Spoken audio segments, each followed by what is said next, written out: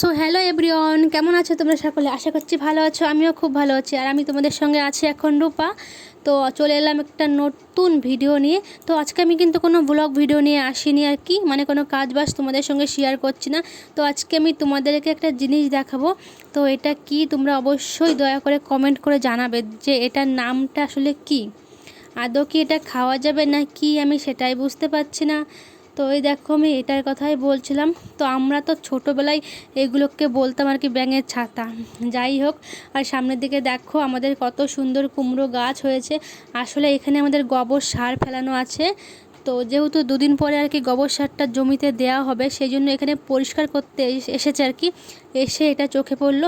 আর সামনে দেখতে পাচ্ছ আমাদের বাড়ি দেখা যাচ্ছে। তো আমার বর মশাই এসেছে এখানে পরিষ্কার করতে, এসেই তার চোখে পড়েছে এবং আমি ভাবলাম একটু ক্যামেরা বন্দি করে রাখি।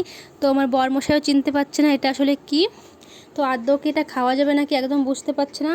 তো দেখতে কিন্তু বেশ সুন্দর হয়েছে, একদম পুরো সফট, খুবই ভালো লাগছে দেখতে। তো অনেককে নাকি এটা খায়, আমি তো কোনো দিনও এটা খাইনি, কেমন টেস্ট তাও জানি না। বাজারে নাকি বিক্রি হয়। তো আমি আমার বরকে বলছিলাম এটা খেও না, কি না জেনে না শুনে। যাই হোক, তো চলো বন্ধুরা, তোমরা কমেন্ট করে অবশ্যই জানিও। আমি ভিডিওটা এখানেই শেষ করছি।